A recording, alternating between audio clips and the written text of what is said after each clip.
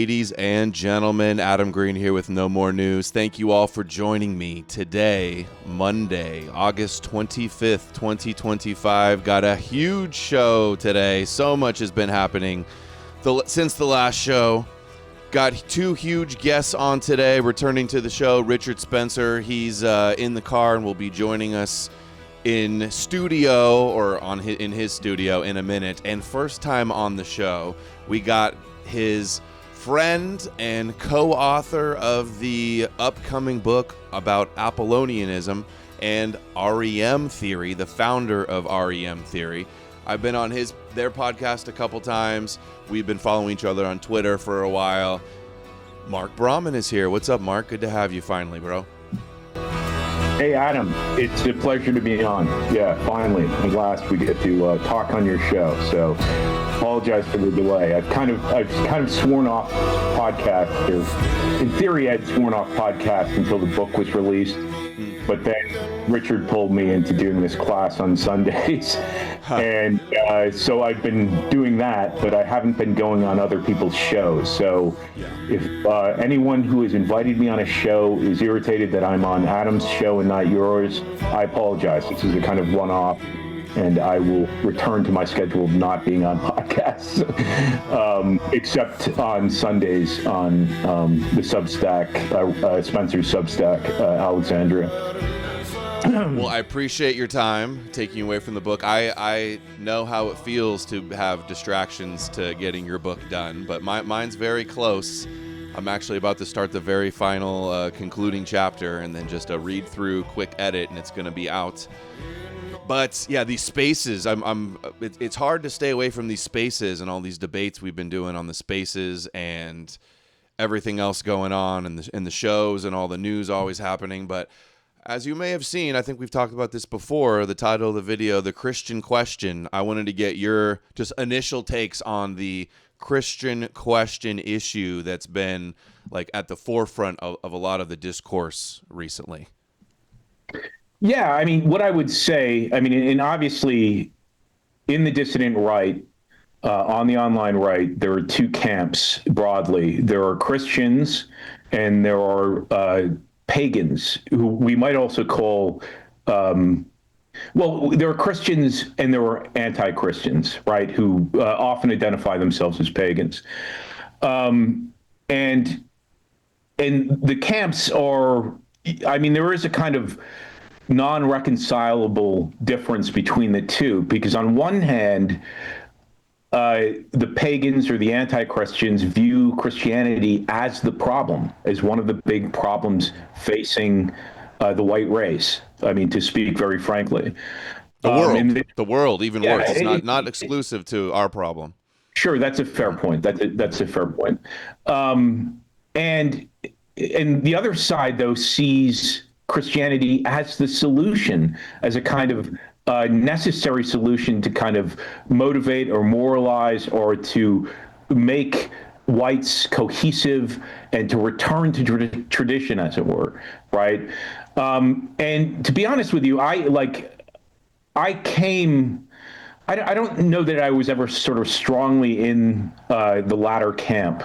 But I think for a while I considered that Christianity was the solution to many of the sort of societal problems that we're having in America. So I have empathy. I understand their position, and I understand the sort of the logic and how they arrived at their position. So I get it.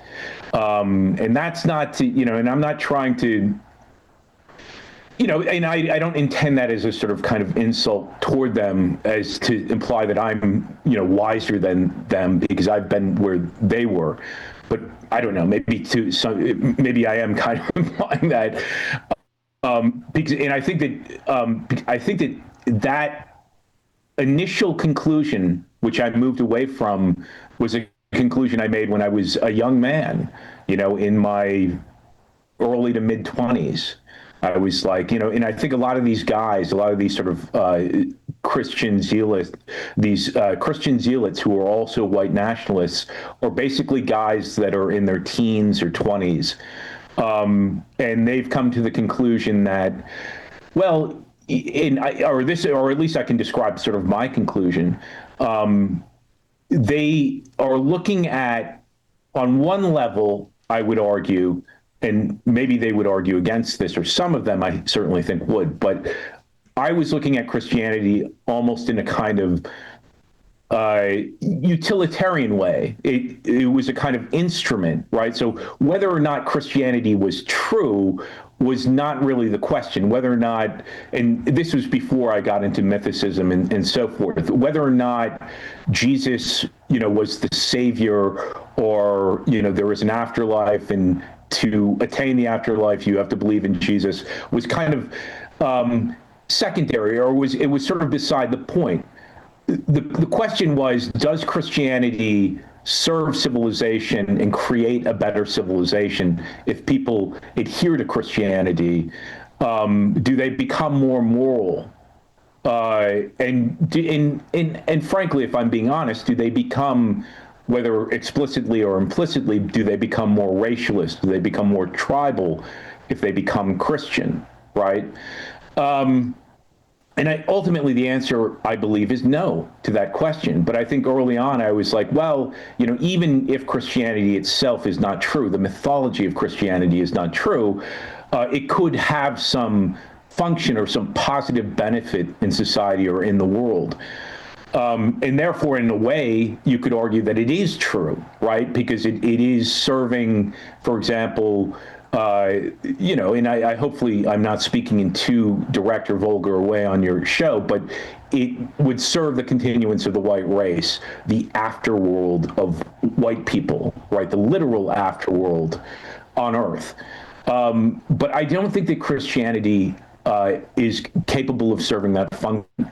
I think that ultimately what directs breeding and directs the ethos and direction of the society is ultimately who controls the media, right? And this was true in the medieval period. It's true in the modern period. It was true in Rome. Who controls the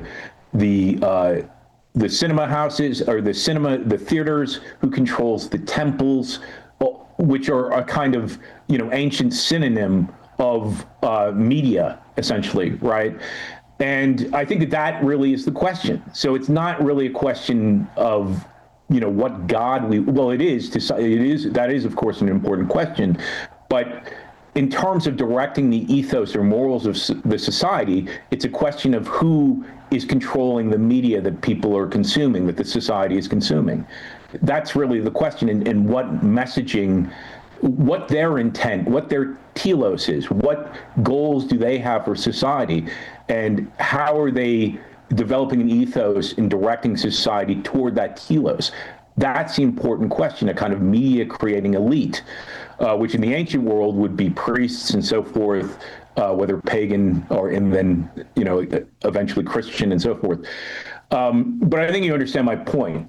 So I do know where they're coming from, but I just think that they haven't considered the problem deeply enough or closely enough. I do think it is problematic. I mean, let's consider the first problem with Christianity is that you're worshiping a foreign god. You're worshiping a Jew.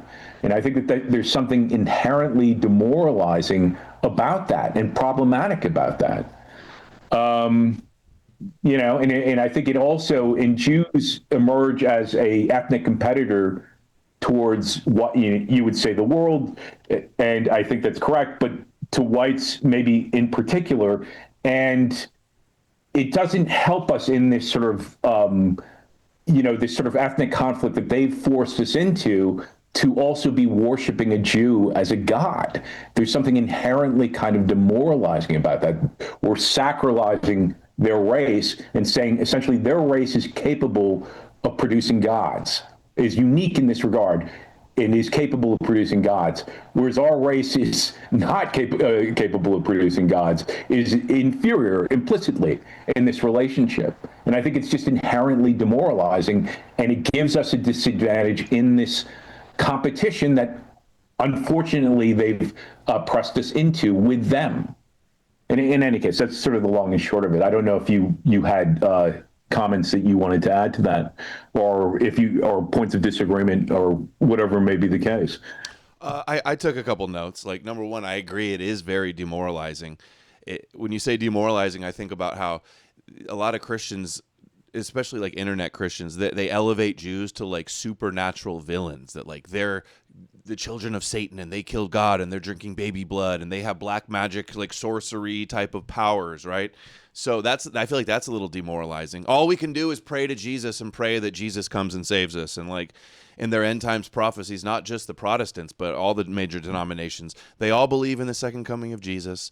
They all believe that the Antichrist has to rule before Jesus returns. So it's like that's the best case scenario, is that the Antichrist rules and the Judaism fulfills their prophecies, and then Jesus is going to come and save us. Like that all feels very demoralizing and passive. It's not only just that we can't have gods. It's that they say that our gods are all demons as well.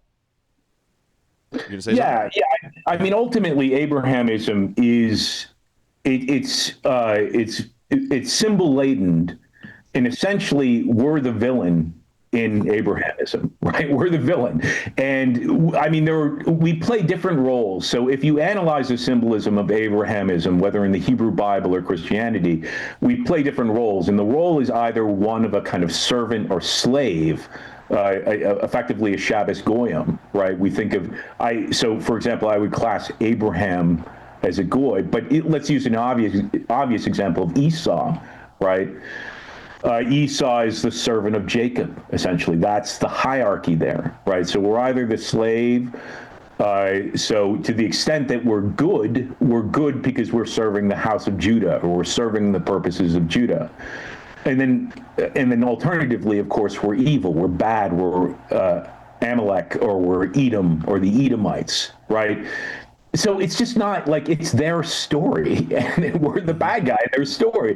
So we can't. And ultimately, of course, it's fiction. It's a Jewish comic book, and so it's ridiculous. In addition to being sort of like mentally unhealthy and demoralizing, it's also kind of absurd and ridiculous on some level, right?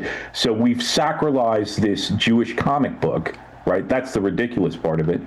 But the terrible and kind of psychologically demoralizing in like on a deep cultural and religio-cultural level is that we're the bad guys. And at best, we're like sort of these obsequious servants of Jews. I mean, it's just a kind of ridiculous, like, or at least of Jesus, which is the King of the Jews and the Son of the God of the Jews, right? And it's like, yeah, the Christians are the slave. Talk about demoralizing and like subjugating.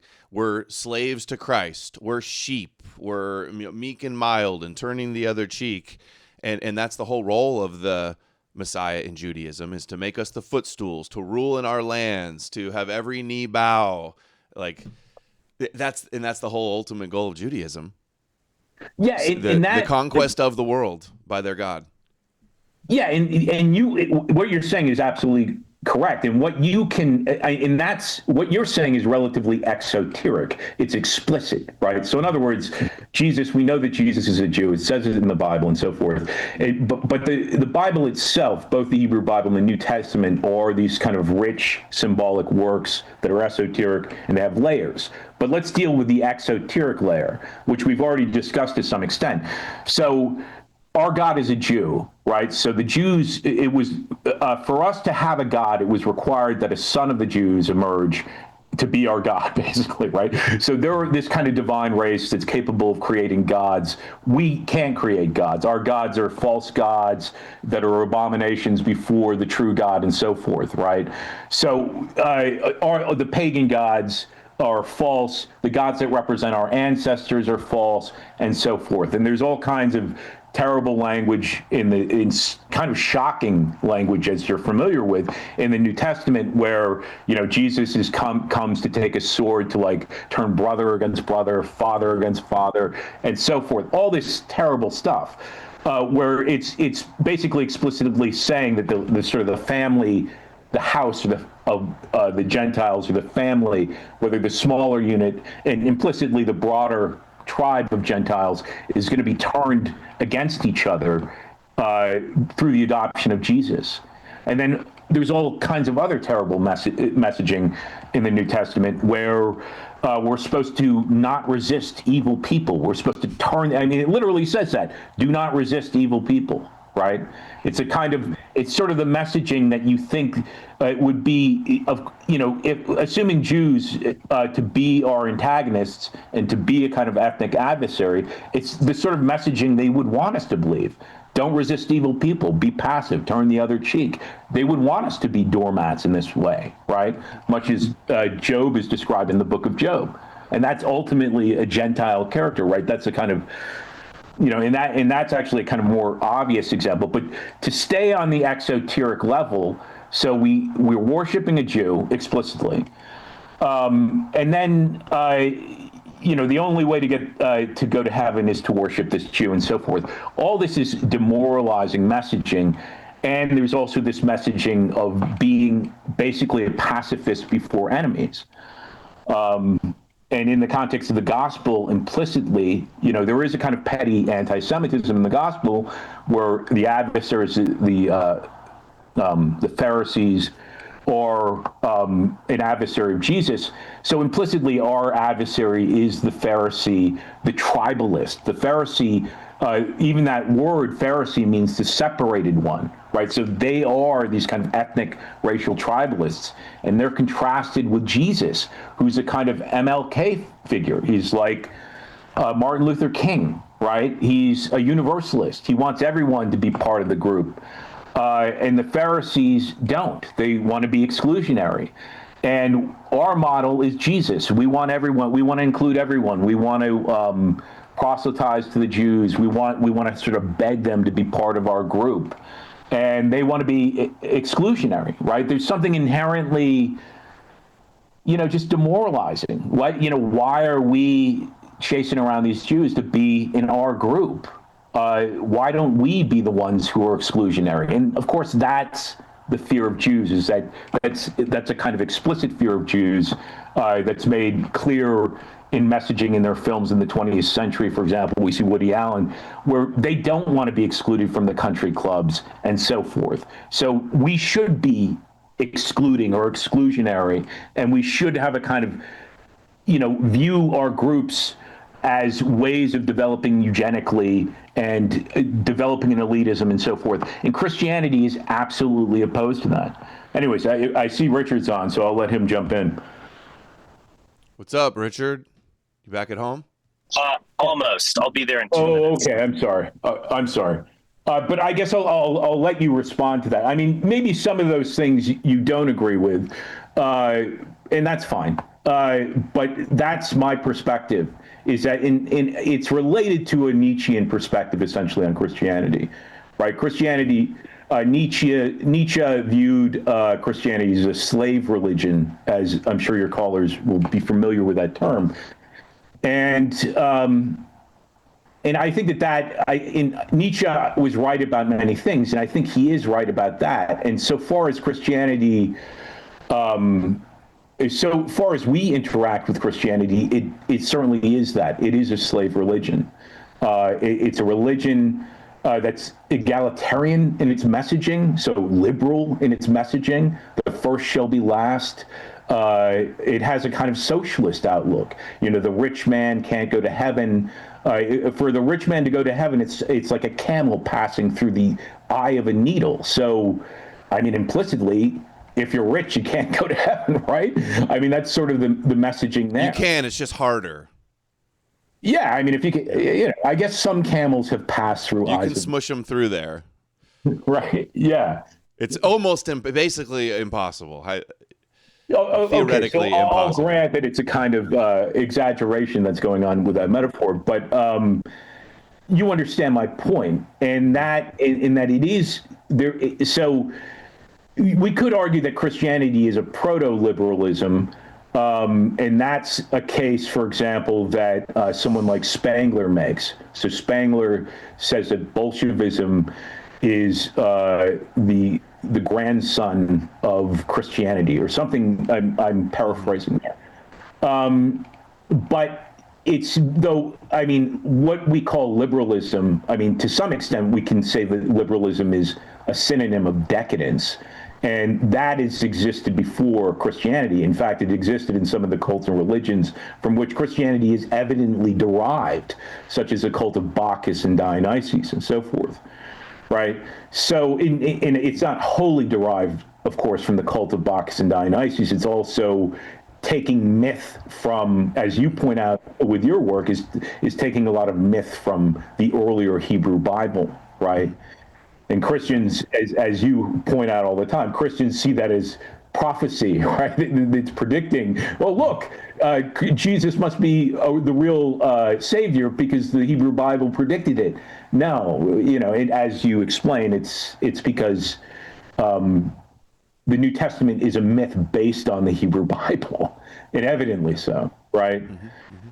So, there are these people. I'm going to let Richard jump in, and then I'll let you sort of direct the conversation to wherever you want to go. What's up? Richard's here in studio. Good to see you, man. Good to have you back. Oh, you're on mute. How are you doing? Doing well. Glad to be here. Yeah, good to have you. You were listening. You have any? You chomping at the bit to say something? I agree with most everything that Mark said. I mean, I think he lays it out quite accurately. I would say this. When I was younger, I think I did have a Nietzschean or sort of Ayn Randian perspective on Christianity, and in the sense of, it's the religion for the weak, it's a religion for wimps, it's stupid, all that kind of stuff, or a new atheist perspective of, it doesn't make sense, it's not scientific, show me the evidence. Richard is a kid that liked Darth Vader, right? right. I took wolves are sheep, man, like the meme. Wolves are sheep. Right. I had to suffer through a cucked Luke Skywalker phase. I would say this, that I maybe as I've gotten older, my perspective has been a bit muted, or I guess maybe a better way of saying is that I like to give the devil his due, so to speak. I understand why Christianity is so compelling. And there were Christianities before Christianity that were equally compelling. Euripides the Bacchae, as a play, it's performed in the Dionysian theater, and it offers a sort of cautionary tale of how powerful these types of orgiastic, egalitarian movements can be.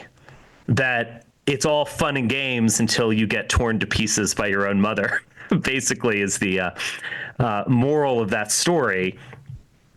And so I understand why Christianity is compelling. I do think it's been refined, of course, but I do think that there is a semblance of the bacchanal orgy in Christianity. The notion of losing yourself, going with the flow, dissolving into the crowd. And you might not see that exactly at hoity-toity churches today, even though they are passing around the Eucharist and all of that kind of stuff. But you definitely see it in a lot of the Christianities that are growing and that are very popular. Christianities in South America, Christianities for lower classes in the United States, Christianities, I'm sure, in Asia are getting at that tent revival, waving your hands in the air, losing yourself, speaking in tongues, all of that kind of stuff. I understand why this type of movement is so compelling. I understand why the message of Jesus is compelling to someone who feels broken and so on, that there's someone out there who's forgiven him. There's someone out there who can listen. So I guess this is a long-winded way of saying that I passed through my juvenile, callow, Nietzschean stage of just bashing Christianity, and I sort of appreciate and understand why it's so compelling and why Abrahamism and Christianity in particular are the dominant religions of the world. And I think it's really on us to, first off, analyze it with a great deal of seriousness and discover its symbols, discover its inner language, esoterica.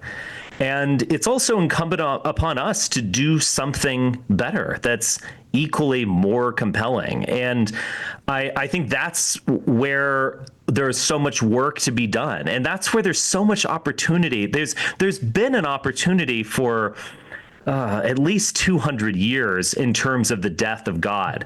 Educated people no longer take Christian theology seriously. They might still go to church, they might still quote the Gospels, etc., but they don't really take it seriously as a historical account of what actually happened, that there is a God-man who came to earth, he sacrificed himself in order to save you from the wrath of God or himself.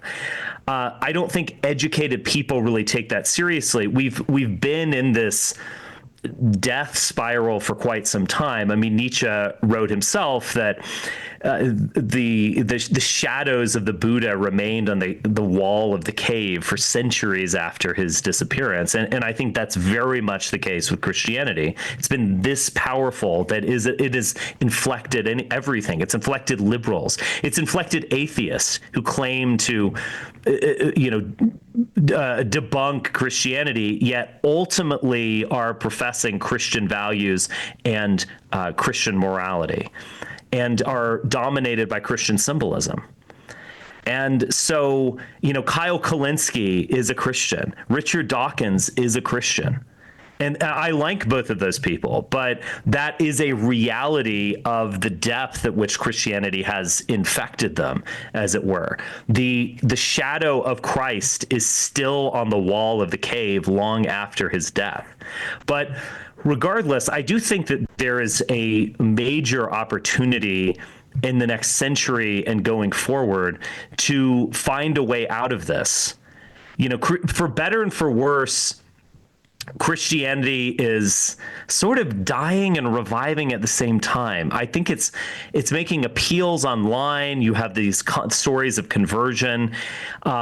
It's no longer playing the central legitimizing role that it has in the past in the United States and in the Western world. Maybe it'll have a second life. I can easily imagine that in our age, a new sort of age of anxiety that we're living through, much like the age in which Christianity first arose. But regardless, in terms of serious people, there is just this gaping opening for something new. People really are ready for something new, but no one is really able to convincingly give it to them. And before you want to change something, you have to analyze it. And I think that's step one with the school of thought that Mark launched and that I'm now a part of. REM? REM theory is an analytical tool. More than anything else. Stop there, because this was one of the questions I wanted to get to at the beginning. If Mark could explain it to me like I'm 5 years old, what is REM theory? Simple as possible.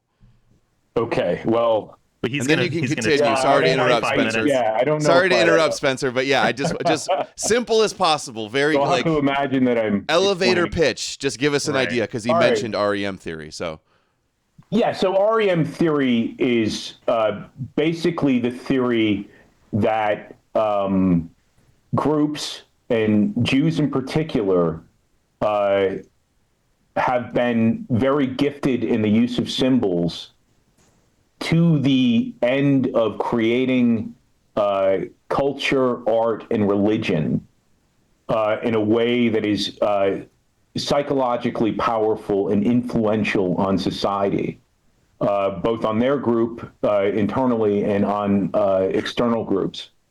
And the goal appears to be and this, so a Jewish expression of REM we would call Jewish esoteric moralization, so GEM. And the goal there appears to be a moralization of Jews as a type, and to further their success in the world, and a demoralization of out-groups that they view in an adversarial manner, essentially.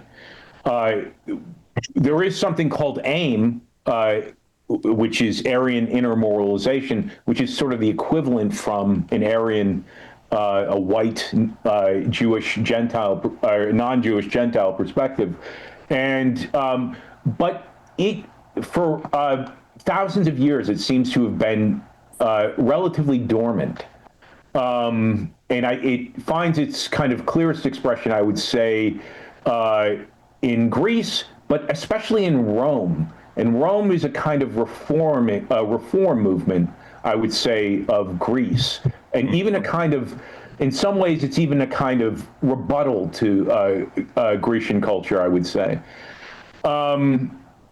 So, I mean, that's the kind of long and short of it. But it has certainly found, there certainly have been artists, for example, that have essentially been consciously attempting to create AIM, even though they didn't have the term for it, and have done it in a kind of imperfect way, I would say. Artists like Robert E. Howard, who created the Conan saga. Wagner would be another example. Tolkien would be another example. But then Tolkien, is part of his design is Christianity. And eventually with Wagner, that also becomes part of Wagner's design and so forth. Okay, so let me try to do this. Like, if I could say that in one sentence, this is what I heard. I heard white people need to come up with their own stories. Is that it? Or is that missing what you said? Well, that's a big part of it. I mean, if you want it, I have no problem with people sort of simplifying it, essentially. Yeah. And so, yeah, in fact, I mean, I think that the best sentence, how would you say it? If you could say it in one sentence or two sentences, how would you? Well, I would just add Spencer. here. Yeah, let Spencer do it. Let me hear Spencer's. Yeah, it's racial esoteric moralization, but also one of the boldest aspects of it is that there is an international, perennial, you could say, millennial, going on for millennia, language. And this is a codified language. It's not like Jungian psychology in the sense that there are these deep archetypes that come from the very base of our soul and emerge in art almost unconsciously. We're saying the opposite of that, in fact. It's a consciously cultivated symbolic language that you can find certainly in the Hebrew Bible. You can even find it in the Homer and the Homeric hymns, and you could no doubt find it elsewhere. And it's a cultivated language that is passed between initiates, and it stretches from Alexandria in 250 BC to Hollywood of 2025. They are coherently using a recognizable language in the symbols themselves and the symbolic logic of the way that they speak to you. And something's esoteric, you could think of that as, oh, it's hidden, like it's no one could ever perceive it. No one gets it. It's this esoteric reading of poetry or whatever. So subtle messaging. We're not quite saying that. You are feeling it.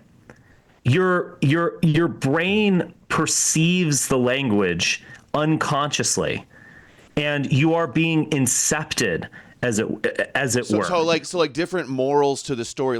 So the common theme in our stories, in our culture, is the savior, right? The messianic savior. Yeah. Like, for instance, yes. that. So it's got everybody waiting around, like primed and conditioned, waiting around for like Jesus to come and save us. Or exactly. And that savior might be Superman. In the sense that it's a similar character, a character who's based on Moses, who evokes Jesus, etc. But he is playing the same role in that story. There's an old Jewish comic book that is the Tanakh. There's a new Jewish comic book that is Hollywood cinema, that is actual comic books as well, which are very similar. And even in novels and other forms of media from the 19th century on. Dune explains that the meaning of his series is to not have trust in a savior. Like waiting for the savior, the messianic figure, actually is going to get you destroyed. I saw him in an interview saying that. So that's kind of the reversal of it's warning you against the original Jewish comic book of the Messiah. Well, and the Torah. arguably, Frank Herbert was almost the first REM theorist, and I don't think Frank Herbert inspired Mark. I think that they had an insight in parallel, which is very interesting because in the Dune saga, there's the Missionaria Protectiva. And what that is that the Bene Gesserit witches, the Jesuits you could think of, but they're females and cooler. But they incepted a society with ancient artifacts and stone tablets and shards of culture that they would incept in, say, the planet Arrakis hundreds or thousands of years ago, knowing that there would at some point be a people like the what do they call again? The Fremen.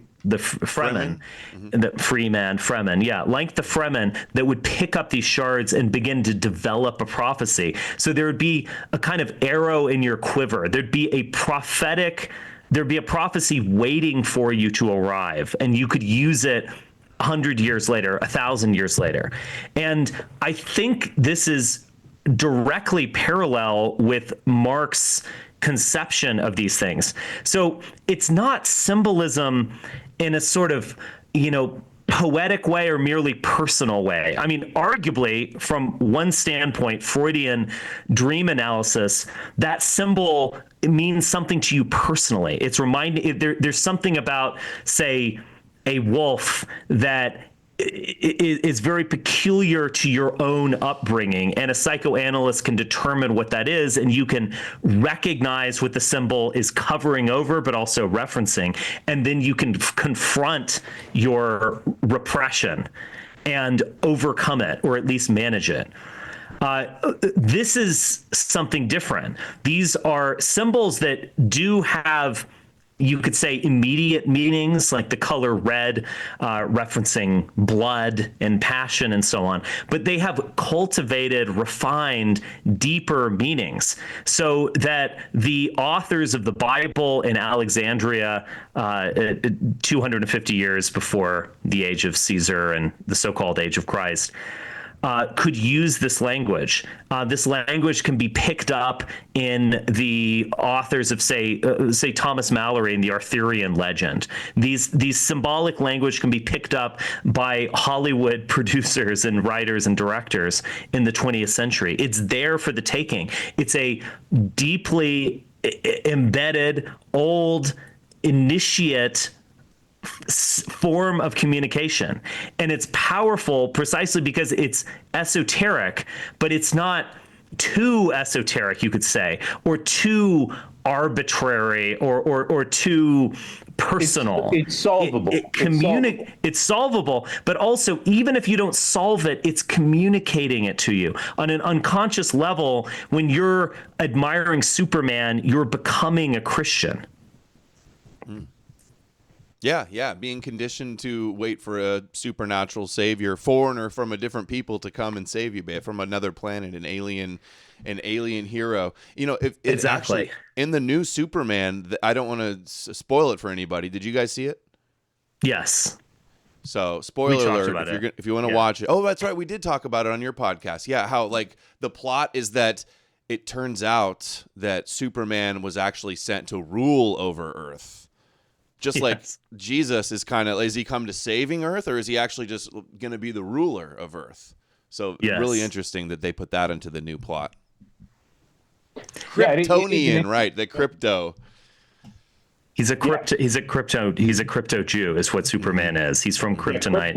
Krypton means hidden one, right? So he even has a dog named Crypto, which is a kind of humorous name for a dog, right? Mm-hmm.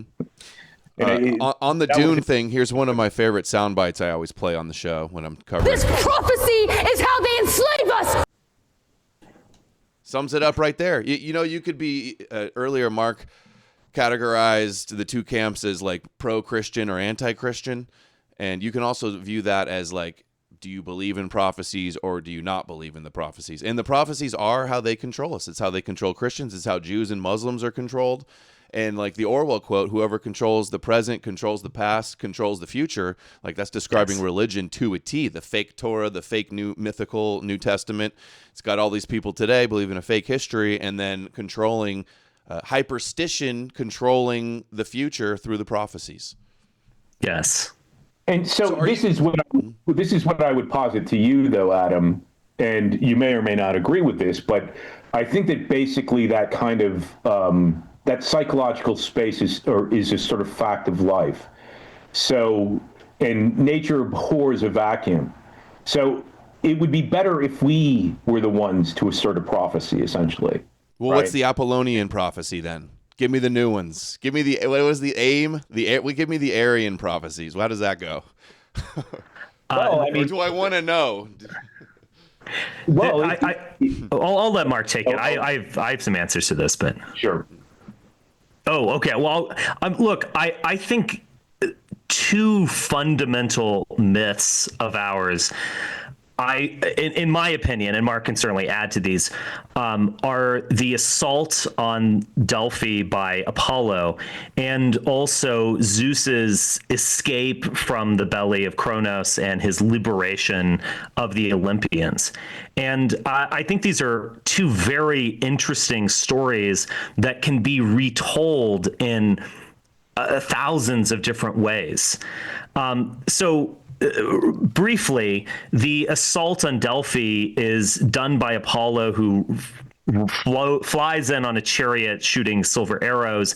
He destroys Python, a snake. So as opposed to being tempted by the snake or having the snake bite at your heel for the rest of eternity, Apollo kills the son of a bitch. It's a little bit different.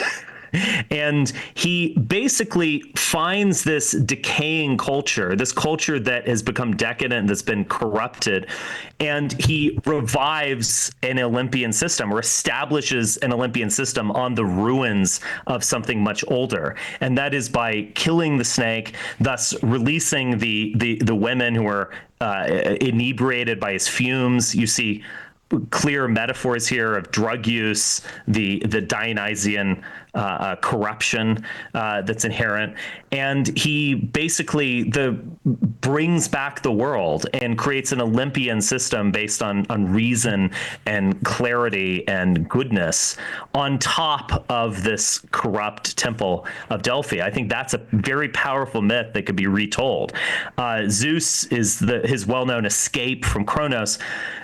Kronos is his father in the sense, Saturn is Zeus's father, in the sense that the Olympic system might very well have been a kind of reactionary attack on an existing chthonic system. That there was you even see this in like Hesiod of a golden age of vegetarianism and peace and so on. That's the vegetarianism and peace of communism that's being described. And he actually sees it as a decay, moving away from Kronos is everything keeps getting worse.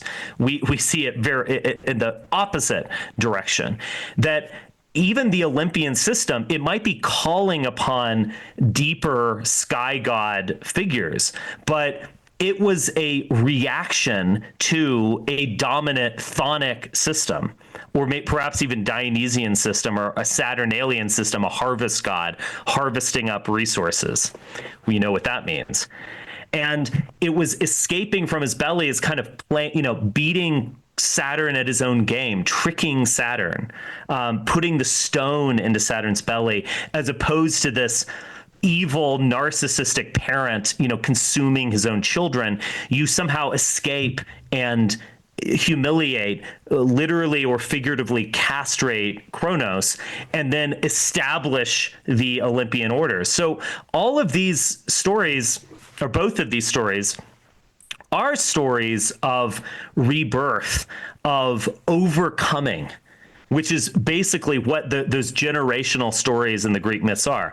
Zeus and the Olympians are a new generation, maybe a new people coming in with a new system and overcoming their, quote, father, which we all have to do.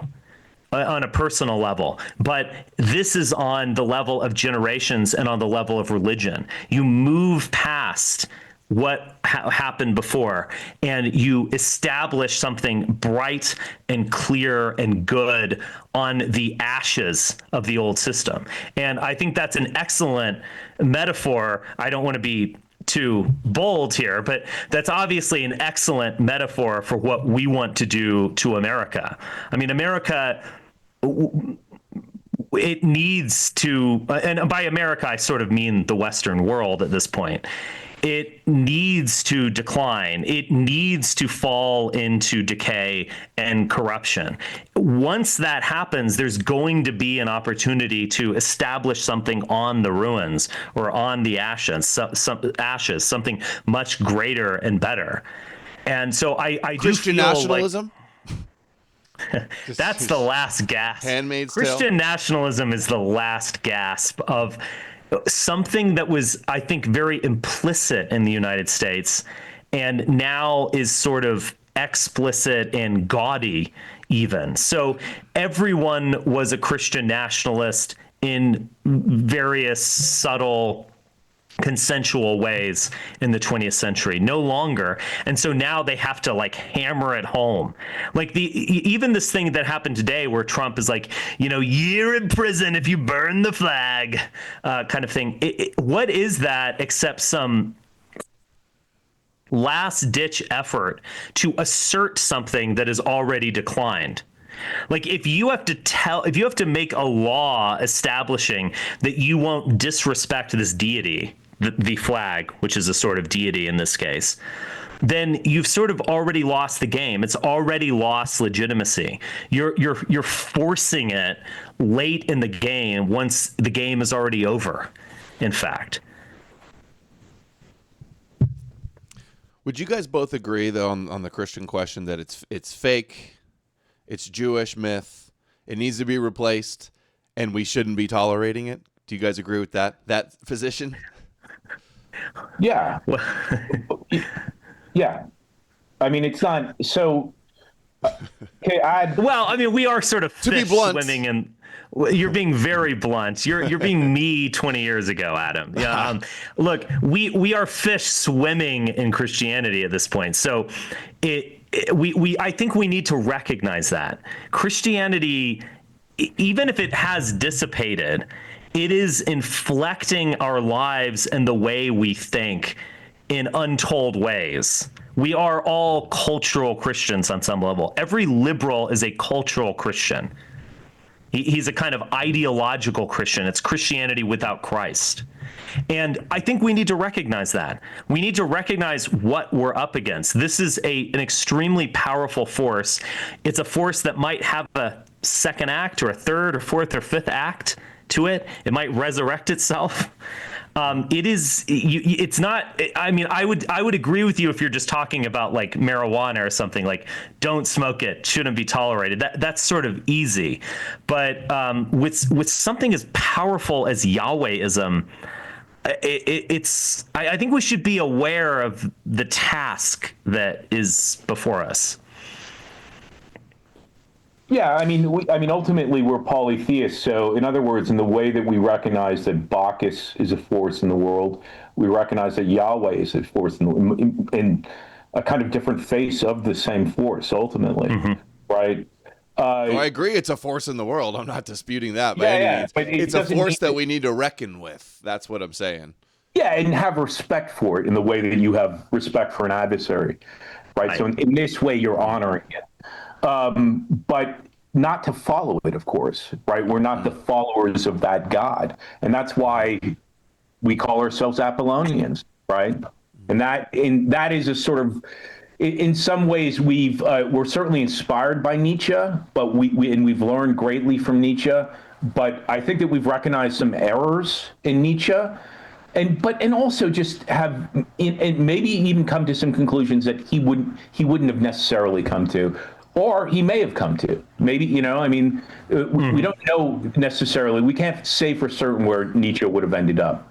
Yeah, we're in a much different time than he was. Different circumstances. Yeah, so. and we have a lot more information actually than he did. Oh yeah, way more. A lot of ways, right? We were able to kind of cross-reference things in a much more rapid manner. And we have a lot more information at our fingertips. So in this way, we're able, through the internet in particular, we're able to kind of correct some of the errors that he was making on a kind of mythological level, right? Nietzsche sympathized with Dionysus. I mean, that's very clear. And I do think that was a profound error and misunderstanding. He, in a late letter, he actually said it's Dionysus versus the crucified. And also Prometheus as an image appeared on, I think, the second edition of The Birth of Tragedy or something like that. Now, he also disowned The Birth of Tragedy later in life, but did he really reject its findings? I'm not sure. And I do think that Nietzsche had profound misunderstandings of the dynamic, but, no one's perfect. It's human, all too human, I guess. Yeah, even then, I'm not even sure that his instincts had completely failed him, though, because I think that, even if, for example, he had come to the conclusion that Dionysus is a sort of Aryan god, right, and is the other sort of half of Apollo, even if that was his conclusion, I think that what he was. The reason that he saw Dionysianism as valuable is he saw it as a kind of instrument against Christianity, right? So in other words, we would look at Christianity and Dionysianism or Christianity in Hollywood as a kind of caducean, effectively, or Christianity and liberalism coming from Liber, Dionysus, and so forth, as two snakes in a caducean, essentially, a kind of false opposition, in other words. And he was basically favoring one of these serpents in the caduceus, which for the time may have been valuable because, certainly as liberalism has ascended, Christianity has declined, right? So Bacchus did serve that role of helping to diminish Christianity. Essentially. And I think in my guess is that that is the reason he was kind of putting force behind Bacchus as a kind of foil to Christianity. That's my sort of interpretation of what he was up to. Now, so it becomes maybe assuming that had a valuable role in sort of weakening Christianity, then the effort was he acted on a kind of good instinct. Right. So so what if he misidentified Dionysus? It's a kind of error that I think that we've usefully corrected. But I think his instincts were kind of on the money on some level, right? There is that sort of nihilistic element, but the nihilism is directed toward Christianity, is directed to an adversary, effectively, right? I want to ask you guys about some of the Christian copes we see, which we clearly have a Christian problem. There's a problem with big Christianity. Jesus Inc., right? The establishment of Christianity, the Christian Zionists in America, the Catholic Church with their NGOs and their mass immigration and their, everything they're doing, right? And then we see the copes from the internet Christians, which are never going to overcome this with stuff like, arguments like Jesus wasn't Jewish or Jews killed Jesus, so we have to hate them, and Jews aren't real Jews. All of this nonsense stuff that's so easily disprovable. They're just running cover for what actual Christianity is doing. Do you guys see what I'm saying? Do you agree with that?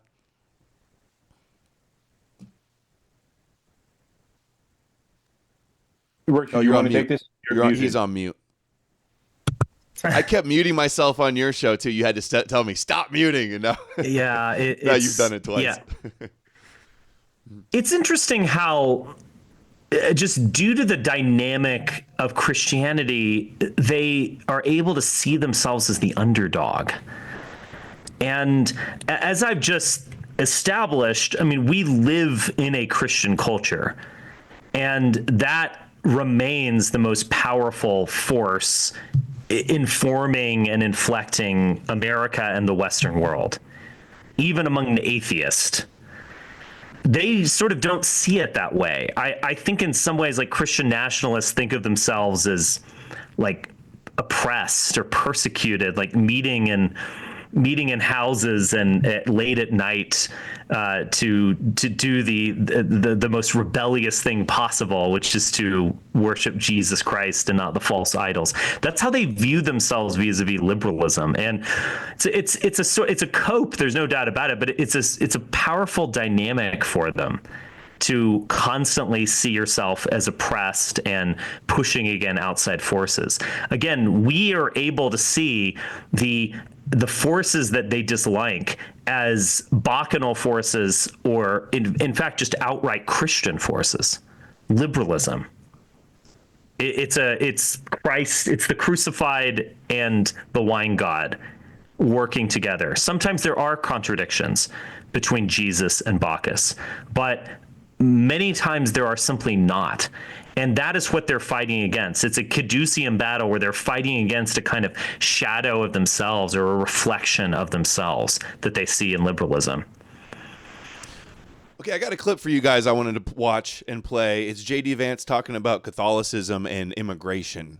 So you guys can see the screen. The Vice President of the United States. Oh, wait, hold on. Chat can't. There we go. I actually hear it. I hear it. Okay, good.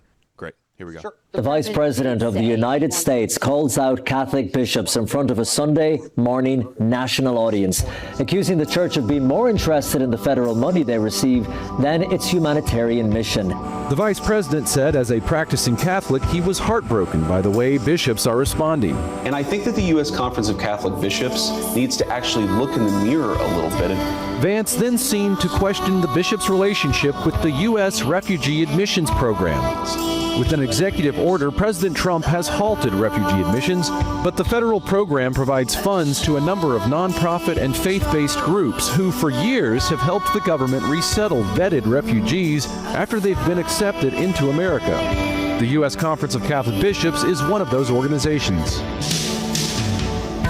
That's the one that worked with the Jewish JN, what group was it? One AJC, American Jewish Council, and can put out the statement condemning the Groypers, the USCCB, by the way. Anyway, Yes. let me keep going a little bit. $100 million annually. When they receive over $100 million to help resettle illegal immigrants, are they worried about humanitarian concerns, or are they actually worried about their bottom line? Does the president intend to... They're worried about humanitarian. You can stop this.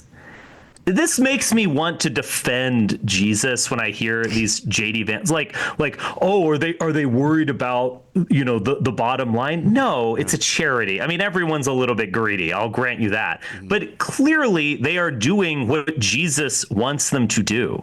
Mm-hmm. Like, where do you think Jesus Christ, as we know him through the gospel literature, where he would come down on the refugee question?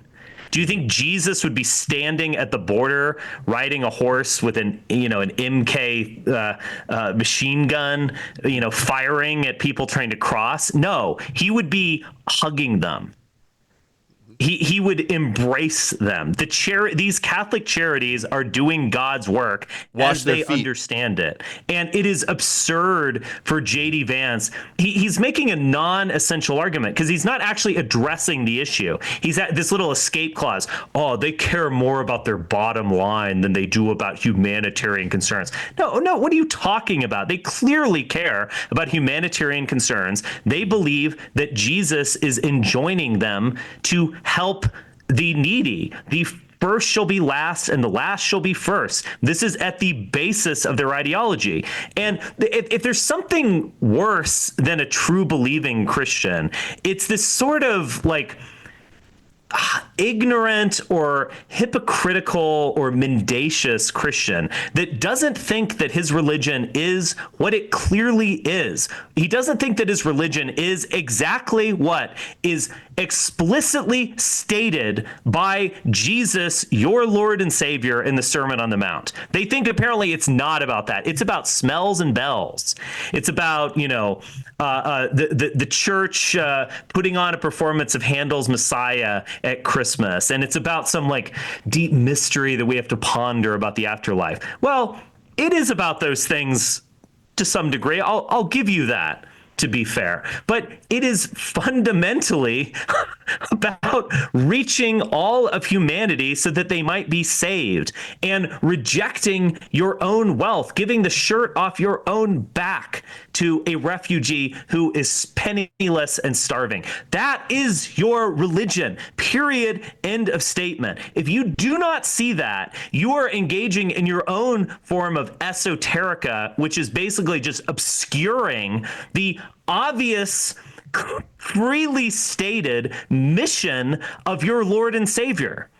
I mean, I really don't have any time for these people. You know, if you talk to a Catholic who's working in one of those charities, as opposed to J.D. Vance, he actually has a clear understanding of what his religion is about.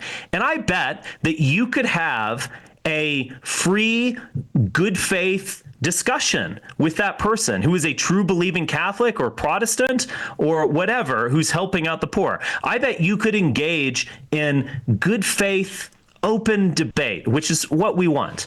With J.D. Vance, you can't, because he is either unable or unwilling to see things clearly, and thus he's endlessly acting in this little like house of mirrors, deflection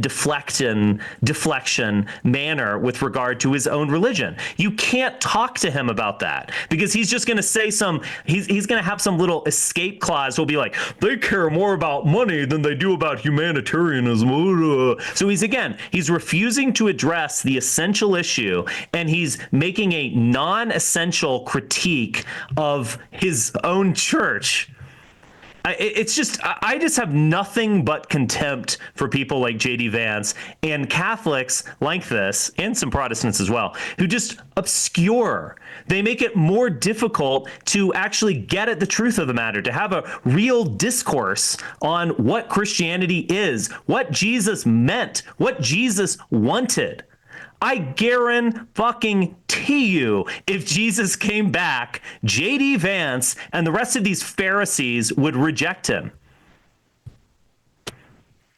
This was pretty funny. Watch this 8 years ago, J.D. Vance talking about that this was a racialized discourse unlike any that we've had in a really long time. But I don't blame Trump's voters for that. The people that I blame for that are actually typically well-educated coastal elitists, people like Richard Spencer and the alt-right.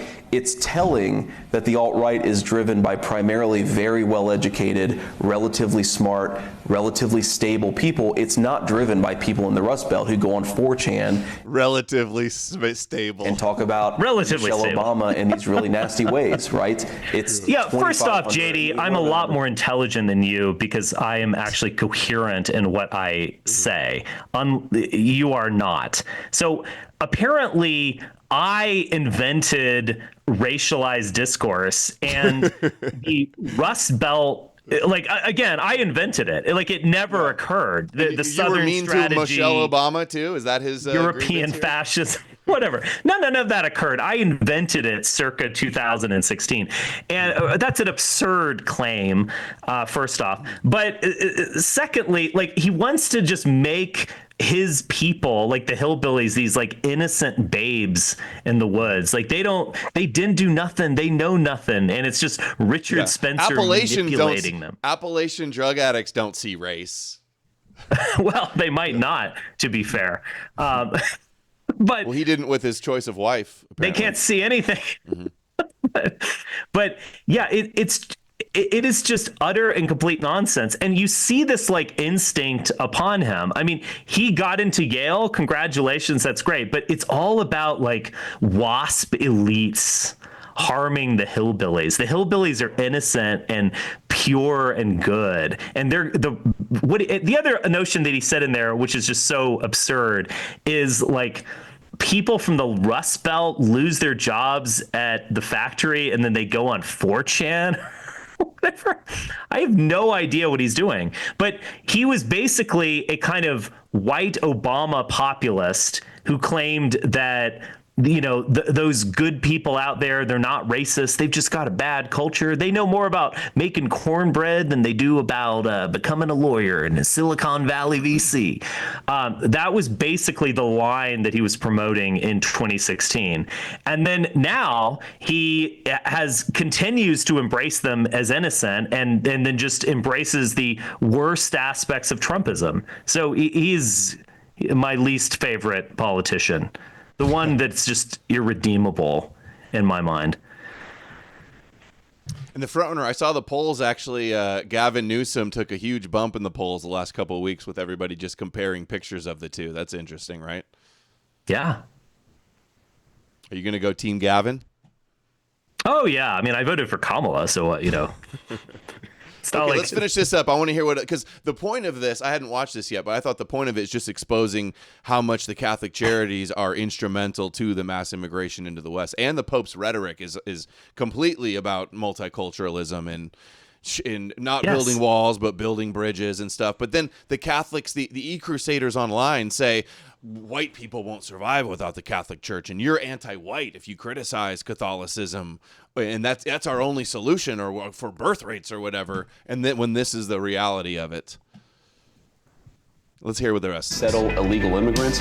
Are they worried about humanitarian concerns, or are they actually worried about their bottom line? Does the president intend to permanently cut off funding to NGOs that are bringing illegal foreign nationals to the country, such as Catholic charities? And remarks from members of Congress like Republican Marjorie Taylor Greene, who said her, quote, subcommittee will be calling in Catholic charities to find out why and to what extent they were helping illegals invade America. Stieritz says it's unfortunate to hear those remarks, especially since Catholic Charities has nothing to do with immigration policy. We have no direction in how people come here or the immigration policies that have them come here or not. So if the question is, are we going to serve people who come to us, the answer will always be yes. Because the gospel commands us to do that. Wouldn't you rather have a conversation with this decent man than with a just lying, annoying son of a bitch, JD Vance? At least you can talk to this guy because he's speaking clearly. We're going to serve the poor. We're going to serve the needy. We're Christians. I get it. That is who you are. And I appreciate the fact that you are so transparent about it. JD wants to obscure matters, and there's nothing worse. Richard, to be a little fair to Vance, I mean, it's not, I don't think he's framing it in a Catholic perspective, right? So in other words, I think he is a hypocrite. I agree with you that he models himself a Catholic. If he were a true Catholic, he would be agreeing with this guy, right? And he would be on this guy's side. So I agree with that 100%. But, here he is not framing, he's not framing it as a Catholic position intelligently, because it's not a Catholic position, and he's not a good Catholic by opposing this type of mass immigration. The good Christian is welcoming the non-white immigrants to the country, as you point out. So I have a similar dislike of Vance as you do, obviously, but from my perspective, I think that the real thing, and this is a kind of more practical or utilitarian consideration, because I think that everyone that calls themselves a Christian who is a Trumper is not really a Christian, right? Especially if they're a nationalist or they're race baiting and this sort of thing. This is not Christian behavior. I think that they're all hypocrites, and that does disgust me. But from a kind of practical perspective, the thing that I dislike about Vance is that he's not going to do anything when it comes to there isn't going to be a kind of effective immigration reform. I mean, he's just not the guy to do that. The guy was a never Trumper to the extent that, and Trump was never really serious about it, as it turned out. But he seemed it seemed like there was some genuine element of Trump. This guy is completely full of shit. Whether he's a Christian or not, he's not even he's going to promise one thing and deliver another, as the Republican Party has been doing for decades. It's just I find both parties, dare I say, kind of irredeemably corrupt at this point, and that there needs to be an injection of, if not a new party, new people who are serious, about changing the direction of the country. But I don't see it in either party right now. I can understand you like Newsom as a foil to these assholes in the GOP, and I get that. One snake will bite off the other snake's head, is I guess what I hope. So maybe it's a kind of Nietzschean, it's favoring Bacchus against Christ is logic, essentially. Yeah. But in any case, I like the fact that they're all Christian hypocrites and the GOP across the board. Is just sort of a given. The thing that I hate. You guys got a way different take on me than this. I see this as Trump and Vance made promises about immigration. They're trying to enact that, and they're getting pushback from Catholicism and Catholics. And yeah. But because that's the correct Catholic position. So I think that we there's some similarity in our perspective on this. Mm-hmm. Yeah, but it just shows, we want to have, less money for immigration, less immigrants, and then the Catholic Church is mad about it and standing in the way. I think it shows, that you guys are like angry at Vance here, but I'm just more like, this is just illustrating the problem with Catholicism and the role that they've played in what's happening to the West. Now, Richard's irritation, which I agree with, was that this guy built himself as a Catholic. Right. So why is he supporting the Catholic position? So he's just some insincere GOP asshole. But on top of that, he's not going to do anything useful as it concerns him. I'd rather have him do that than fund the Catholics more, though. Fair. That's a fair point. Yeah. Hold on. Might want to give them enough rope to hang themselves. Commanded us to do that. That could work too. And he says the church will continue to fulfill that gospel mandate, whether or not the government provides assistance. Okay, so there's a lot of people talking about the Christian role in immigration. A lot of people online want to blame it just on Jews. And then we see, where is it right here? This guy who I talked to on a space yesterday, Doomer Nat, rose to recent fame because of the Jubilee show. He says, we're not going to talk about the role of the Catholic Church in immigration until we have a conversation about the Jewish role. We've talked about the Jewish role. We're not deflecting away from the Jewish role. It's Christians trying to sweep it under the rug. They're not fixing this. They're not going to fix it. They got the new Pope in charge for another 20 to 30 years. So it's the Christians that are deflecting from the Christian responsibility here. Exactly. They're engaging in scapegoating right there. They're not looking at themselves. They're trying to put all the sins onto one people, that is the Jews. It's it's not serious. Did you guys see this one? This is great too. Masonic Lodge of B'nai B'rith holds a memorial for Pope Pius the 11th, right? Exci's 11th. They honor him for his greatest humanitarian of our time, standing against paganism and racialism. So I don't know how the E-Crusaders online are going to recover from that one. This is okay. And this, did you guys see this?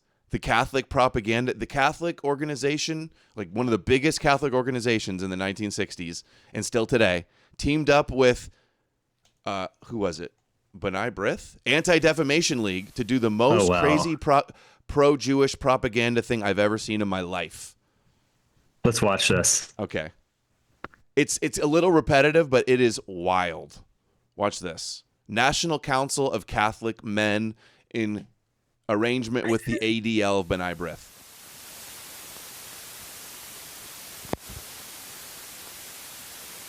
The Community Club, you see, is a private organization formed by thoughtful and discriminating people. Oh, discriminating, of course, in the aesthetic sense. Membership in our club has been historically and by custom restricted to Christians. Just what is a Christian? Oh, Christian's a Christian. You mean he is a regular attender of a Christian church? Well, not necessarily. Yes, he... Why, Well, perhaps you mean that a Christian is a follower of the teachings of Christ. Certainly, yes. I should hope so. If you're talking about the same Christ that I'm talking about, he sat down at a table with members of all races and religions. He preached love for even the most outcast of races. And of course, he was himself a Jew. He was? Yes, madam. In fact... He was a Jew. Oh my gosh! It's actually not that unrealistic. It's very realistic. Based on the interviews that we've seen you conduct in California, it's actually not that unrealistic. I would say 80% of churchgoers are like this woman, basically. Wouldn't you say? Oh yeah, for sure. Well, not anymore. Not since the decades of this type of conditioning. In my experience in Dallas, Texas, they're all like this woman. Aren't they all Zionist in Dallas, Texas? Well, you get some of that too. There's almost like a class distinction between like Episcopalians and Presbyterians and so on, and then the fundies and the vangees. But let's just say that this depiction is quite accurate. Yeah, and I want to acknowledge Devin Stack found this and did a show on this on his show, a full breakdown in depth. But it is brutal. There's no overcoming this. This was what did I say, 1960s, 65 years ago. They're not turning this around. These crusaders on the internet that are saying Jesus isn't Jewish are not going to ever turn this around. They're destined to lose. They're destined just to play the villain and mobilize and rally all the real Christian institutions to be the defender of the Jews. Yes. That's all they're going to do. We'll watch a little bit more. We won't do the whole thing. In fact, the membership rules of your club would automatically exclude him. Jesus Christ, his mother, who was born a Jewish girl, his apostles and friends, including the first pope, St. Peter. Oh. Well, I'm not sure about popes, but as for the rest, we could stretch the membership rules for them. I think. I suggest we use love. Whatever love we can muster in this community. Love and respect and some common sense. I doubt you'll find any. You're too... Beginning. We'll skip to the end. New hope and newfound peace in a household because a family has faced some unpleasant facts and decided to do something about them. Thoughtfulness has been restored in this town, and that can be a beginning. Some small movement has begun to open all doors to all our neighbors, including God's chosen people. Wow. This was a big thing back in the day, even up through the 80s and maybe even the 90s, that the notion of the country club and being excluded from that was a major force. I'm not. Club, you see, I'm sure. I'm certain that there still are country clubs that are, in effect, all white or all Christian and no Jews, but yours. No. Well, I would never be a member of a club that would have me, I guess, to quote Woody Allen. But it was a major force, and it reminds me actually of what Mark has talked about, the gymnasium, basically in ancient Greece as an analogous institution that Jews were trying to gain entrance to. It's fascinating that this seems to all be about where you go and like serve tea or eat hot dogs by the pool or something. But those consensual social institutions are actually extremely important. And it's interesting to see what followed once they were integrated or made tolerant. Mm-hmm, mm-hmm. Here's another one now. The same propaganda. Well, it's not even propaganda. It's just the truth being weaponized, showing how Christianity and Jesus can be exploited for their support, for their benefit. So watch this. This is just 1 minute long. Some Jewish guy trying to rally support through Jewish Jesus. If you hate Jews and you are a Christian, you've got a problem, because Jesus was a Jew. He was born to a Jewish mother, raised in a Jewish family, in a Jewish town. He was circumcised on the 8th day, went to synagogue every Sabbath, and celebrated Jewish holidays like Passover and Sukkot. All of his disciples, Jews. The writers of the New Testament, every single one, Jewish. Even the term Christ comes from the Greek translation of the Hebrew word Messiah, meaning anointed one. So if you remove the Jewishness from Jesus, you're not left with the Jesus of history. You're left with something else entirely. And here's the kicker. The story of Christianity is deeply rooted in the Hebrew scriptures. Without the Old Testament, there is no New Testament. So if you're a Christian and anti-Semitic, you might just be hating the very roots of your own faith. Thoughts, guys? Correct. No, I think he basically summed it up. I mean, there's no escaping this, right? When you look at, I mean, I think that this is the best messaging, or this is the best way to basically talk to Christians on the right, and use those talking points effectively. I mean, I think that I think that the figure of Jesus symbolically is more rich and complex than he's just a Jew. Right. So I think that there's interesting symbolism going on there. But it's obviously a Jewish myth, and it was obviously created by Jews toward a particular psychological and spiritual end, toward a particular telos or goal. So it is Jewish through and through. The Christianity, the myth of Christianity, and the intention and telos of Christianity is Jewish. But I think that for our purposes, when we're talking to I mean, what he's saying, nothing he said is untrue, and you can verify everything he said with the scriptures, right? He's a Jew, descendant of the house of David. He was circumcised on the 8th day. It's all there, right? Yeah, it's he's a true. rabbi. He's even a rabbi. It works because it's true and it works. The reason they do this is because it's true and it works. And denying that Christianity came from Judaism, or Judeo-Christianity is like a term meaning it's a branch of Judaism, or denying Jesus is Jewish is never going to work. You're not going to overcome the reality and the institution with these copes and lies.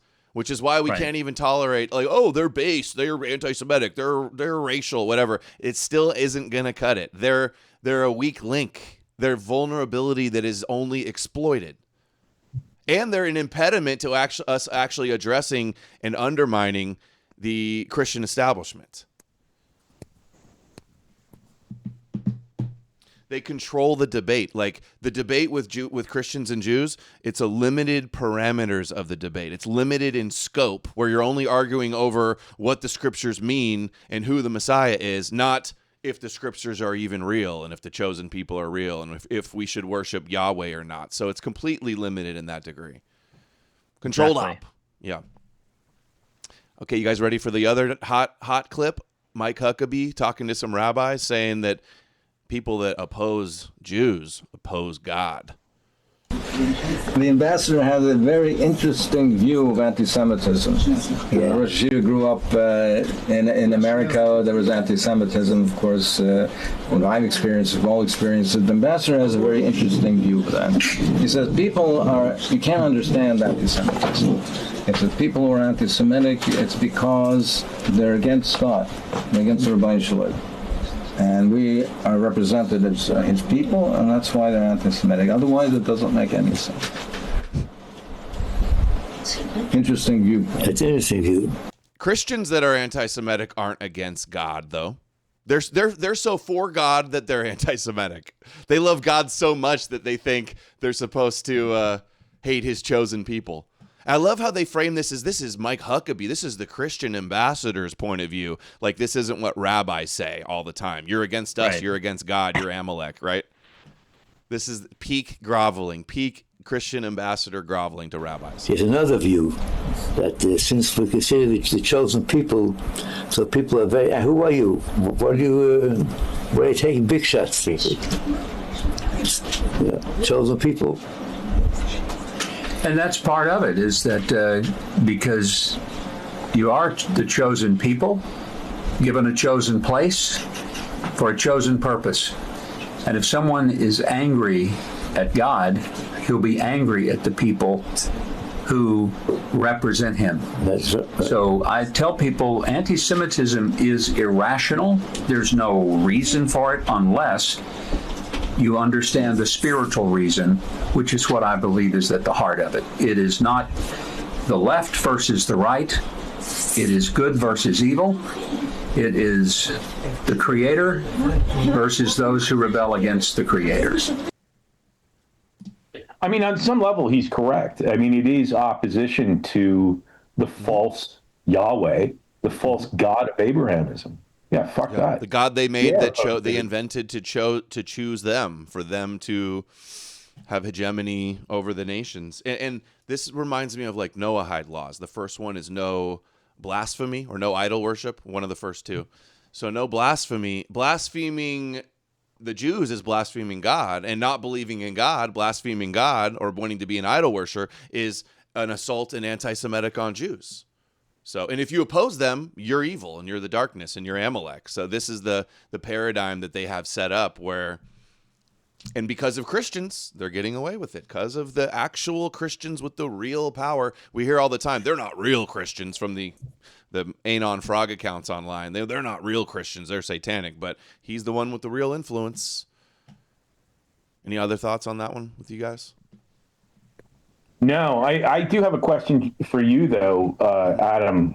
Do you feel like it's like a lot has changed in the discourse? Do you think a lot of people have basically come over to the anti-Christian position, essentially? Tons have come over, and they are coming over from either the Christian side or the let's not infight side. They are coming over. Yeah, it's every live stream, every comment thread, all the different influencers, they're all chiming in with their takes on the Christian question. Definitely. I think it's the most central issue of our time right now in the discourse surrounding what's happening.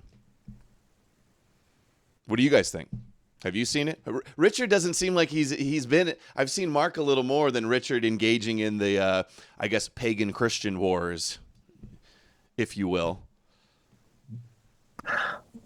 Yeah. I mean, I've listened to CQ radio a little bit, and it gets a bit harsh, I guess. I don't know. But I do agree with what you're saying. I do think that the Christian question is going to emerge as the important question, and it's just taking some time. But we've got to allow. I mean, I just saw you're glancing through your tabs here.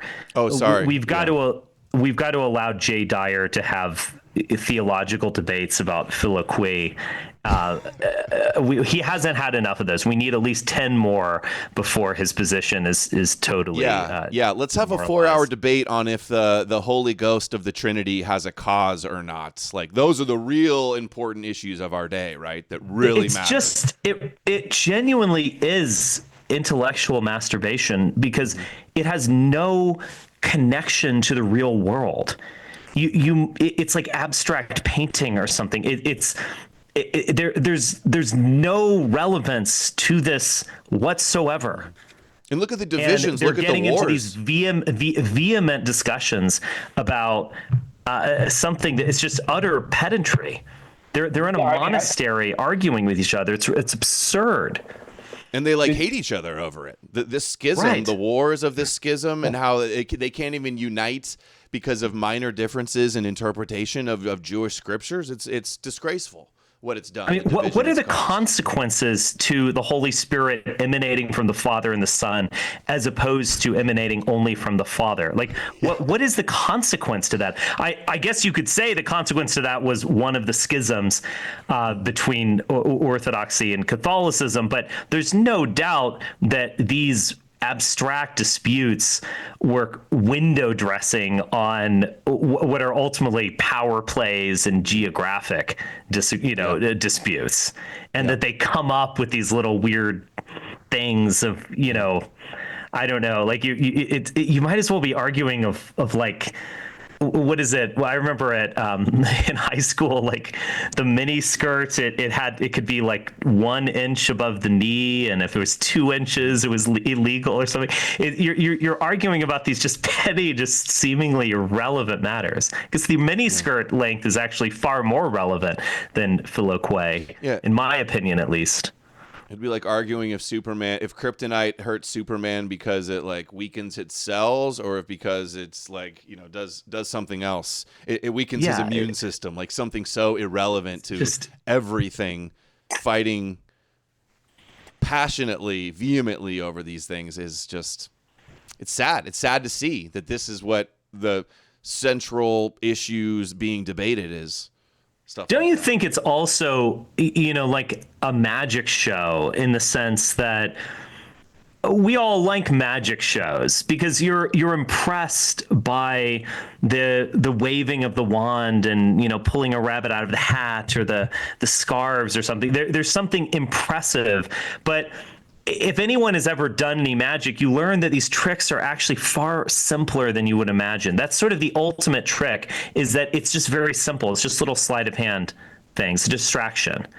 You slip the card at the bottom of the deck while you point over there and get them focused over there. I guess the ultimate point that I'm making here is that who watches that with any seriousness? You're just watching someone. They might as well be speaking ancient Greek or speaking a language all to their own. They're just like waving their hands in the air and saying words. It has no relevance, no consequence. It is the definition of a ridiculously abstract dispute that has no meaning beyond itself. But people watch that and they're like, ooh, he got him on that one. Like, slam dunk alert, Jay Dyer just posterized his opponent, or like, ooh, Jay Dyer took a body blow with that comment from the Catholic.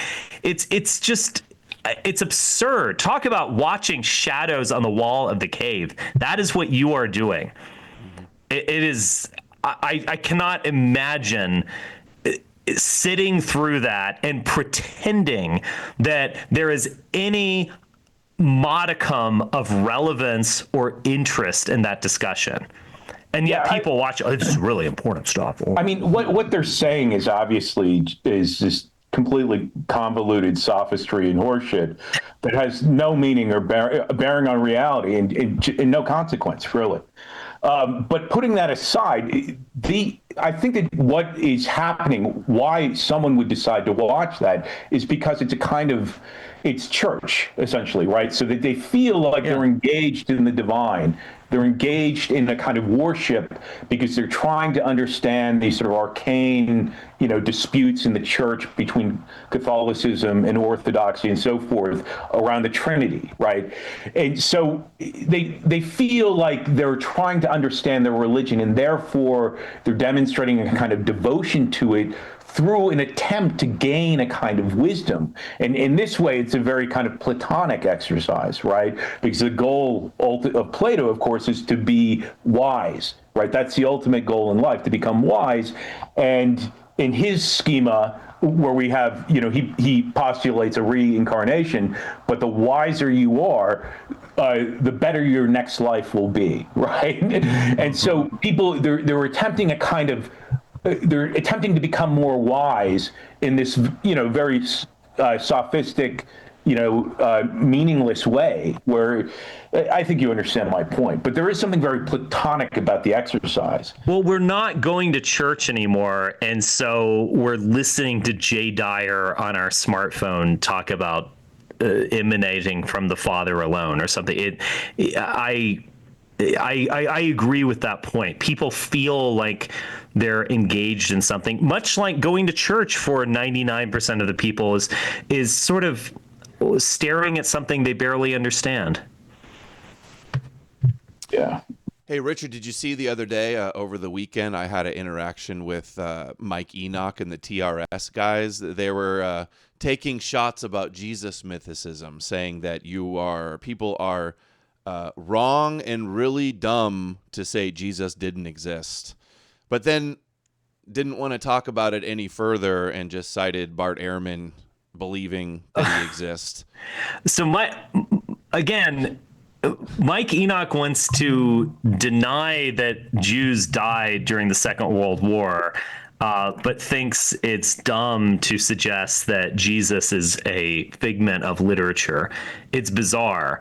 The notion that on any other matter he would point to experts is ridiculous. I think he clearly, I think he fears offending people in his group or something.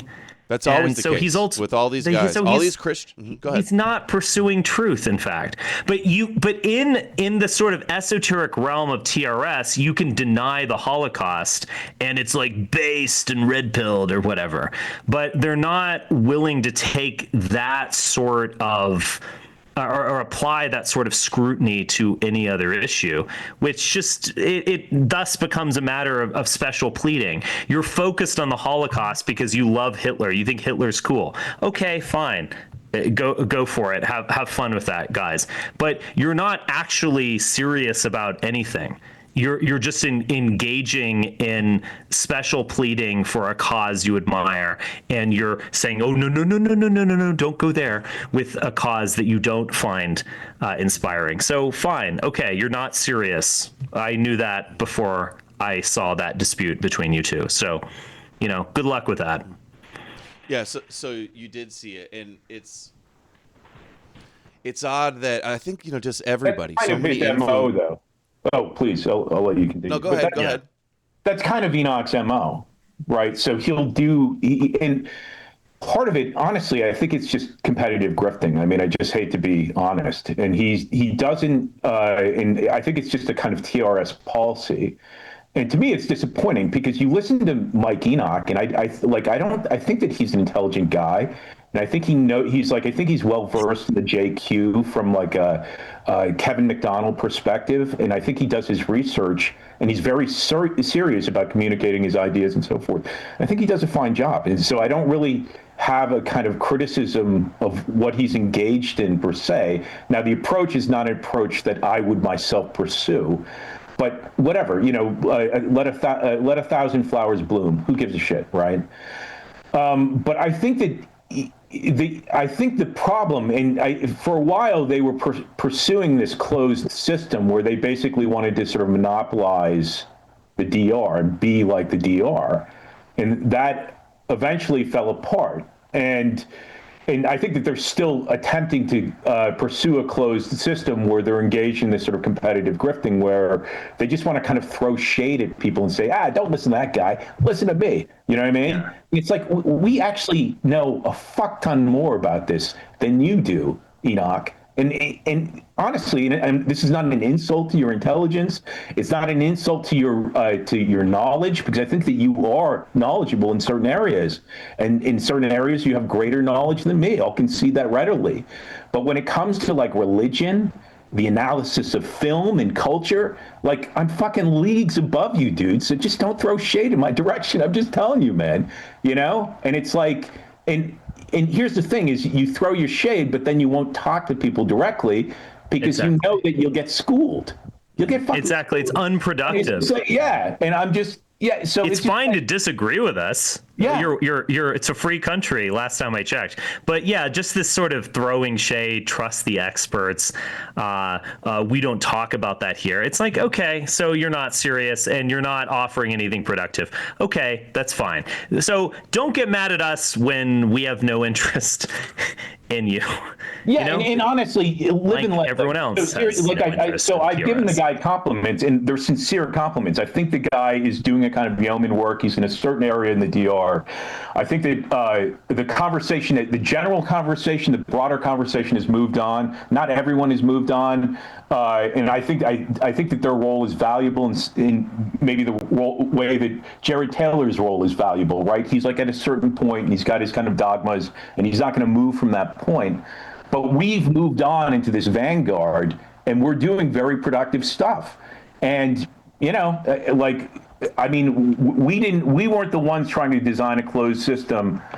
We were open to having conversations with you. And so I would just say, don't throw shade and you'll be fine. We don't, I think that I have no objection to what the guy's doing. And Yeah, I had never talked shit about him. I've never been had a problem with them, and then he just out of nowhere says people who say Jesus didn't exist are wrong and really dumb, but then doesn't want to talk about it any further.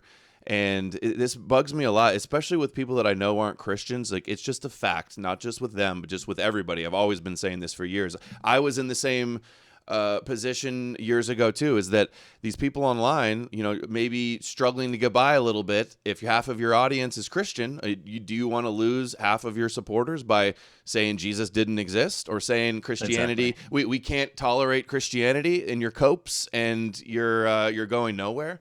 And with a lot of people, that is too much. So he's on a space with two Catholic guys saying, I'm dumb. Like, is it not dumb to worship the King of the Jews and to continue making excuses for a Jewish religion, or trying to like look at the silver linings of the Catholic Church to like appease your co-host? Yeah, no, it was an unfair attack on you, but it was also a subtweet effectively of Richard and I, because we're also mythicists.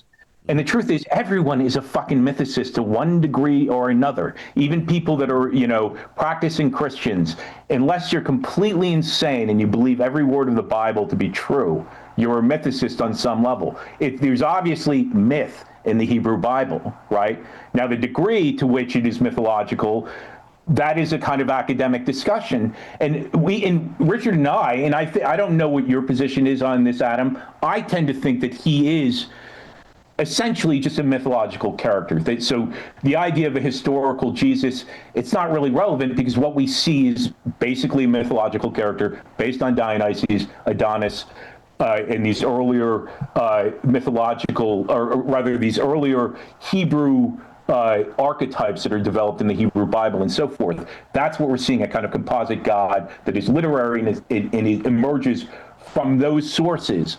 That's what we see with Jesus. Now, is it possible that there was some martyr or multiple martyrs, an archetype of a martyr that inspired him, during that period that was crucified by the Romans and so forth? Absolutely, of course, right? I mean, there could have been a warrior. Or just a philosopher who was sort of doing Judaism 2.0 and taking it in a new direction, and had a kind of hippie cult surrounding him. I can believe that. That seems quite plausible. Sure. But he's not I don't Jesus say it's really Christ. Dumb to think there's a kernel. Oh, I don't think it's dumb to think. No, of course not. I mean, what Robert Price, I think he hammered the nail home. Let me you want to finish? One point. Yeah. So, like, for example, we could look at Zeus, or we could look at Hercules and say, well, isn't this based on a kind of warrior archetype that existed in the Greek world?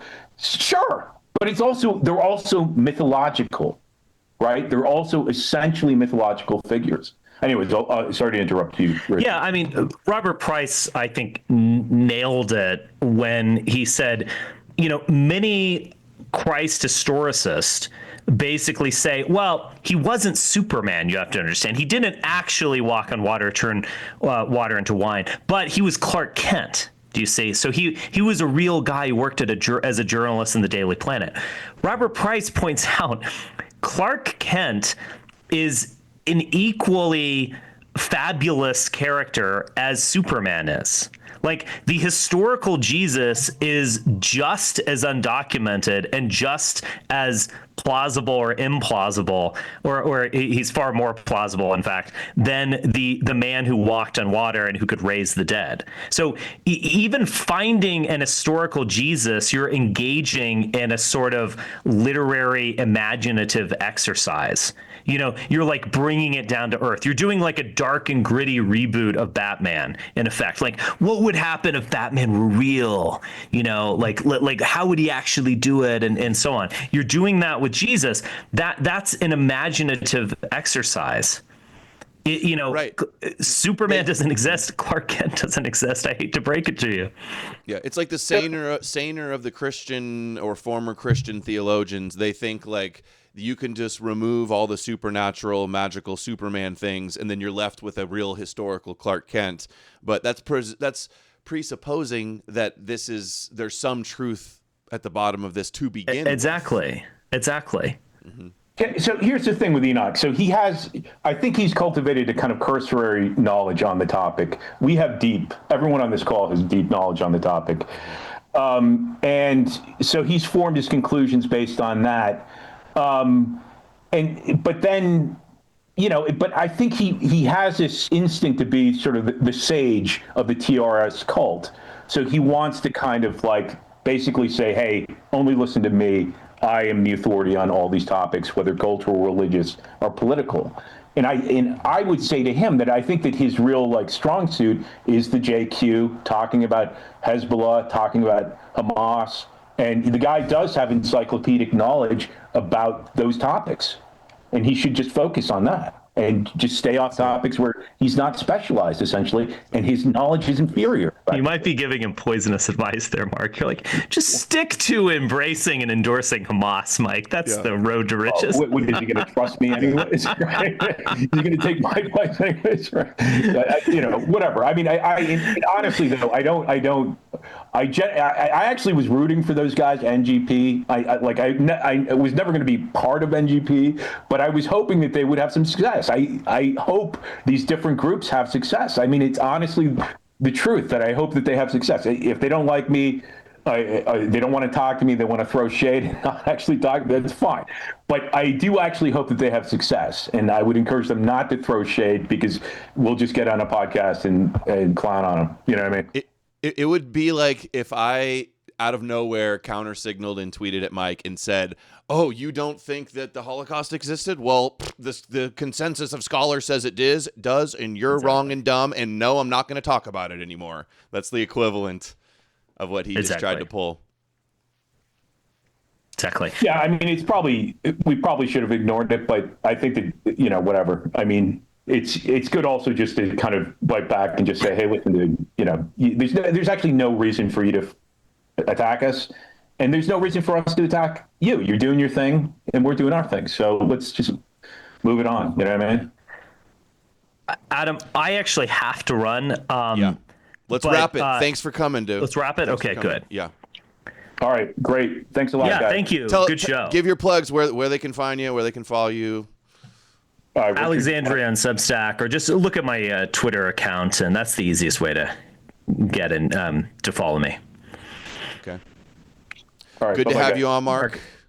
Good to finally be on. Thank you for having me on. Cool. All right. I'll see you guys later. All right. I'll be back tomorrow, guys. Oh, okay. I'll say bye to you guys, and I have a couple super chats I realize I got to read. So awesome. Let me close this out. All right. Later, guys. Bye.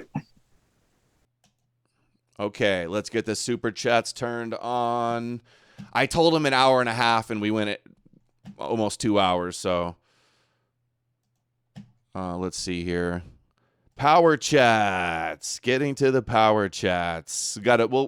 I'll have a big news show tomorrow.